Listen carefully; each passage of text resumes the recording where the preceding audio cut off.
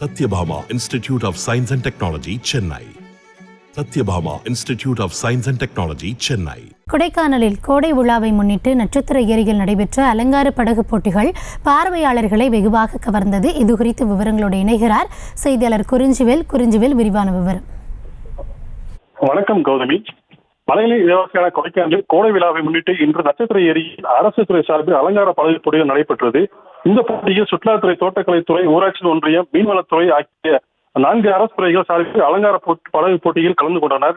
இந்த போட்டியில் கொடைக்கானல் ஊராட்சி ஒன்றிய சார்பில் பிளாஸ்டிக்கை தவிர்ப்போம், அனைவருக்கும் வீடு வசதி, சாலை வசதி பற்றிய விழிப்புணர்வு தெரிவிக்கும் விதமாக அலங்காரம் செய்யப்பட்ட படகுகளுக்கு முதல் பரிசும், மீன்வளத்துறை சார்பில் அமைக்கப்பட்ட அலங்கார படகு 2ஆம் பரிசும் வழங்கப்பட்டது.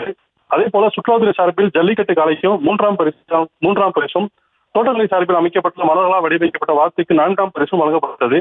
இந்த போட்டியில் வெற்றி பெற்றவர்களுக்கு கொடைக்கானல் கோட்டாட்சியர் சிவராமன் மற்றும் நகராட்சி ஆணையாளர், சுற்றுலாத்துறை அலுவலர் ஆகிய பரிசு வழங்கினார்கள். தொடர்ந்து நட்சத்திர ஏரி நடைபெற்ற இந்த படகு அலங்கார போட்டியில் ஏராளமான சுற்றுலா பயணிகள் கண்டு சென்றதும் குறிப்பிடத்தக்கது.